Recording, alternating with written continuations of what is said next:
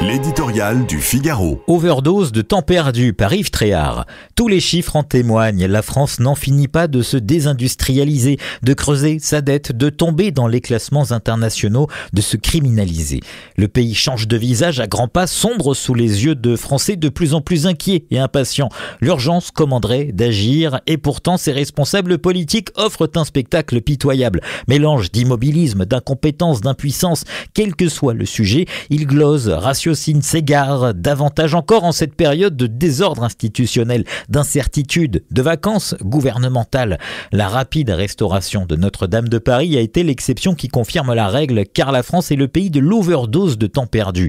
L'un des plus flagrants exemples de ce décalage est celui de la lutte contre l'explosion du narcotrafic. Dans les mains de multinationales du crime, elle submerge aujourd'hui l'ensemble du territoire selon un récent rapport sénatorial. Les métropoles sont mises en coupe, réglées par des mafias jusque dans les centres-villes comme à Marseille ou à Grenoble, mais aussi les campagnes où le nombre des affaires liées aux stupéfiants a augmenté de 67% en 10 ans.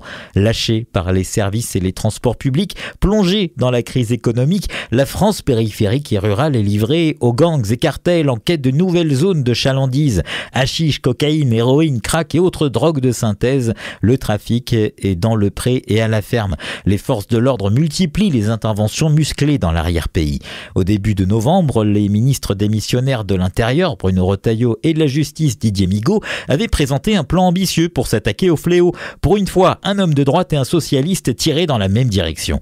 La chute de Michel Barnier les a arrêtés dans leur élan. Dommage, car les réformes courageuses qu'il proposait ne devraient pas s'accommoder à l'avenir d'un accord de non-censure pour gouvernement inconsistant.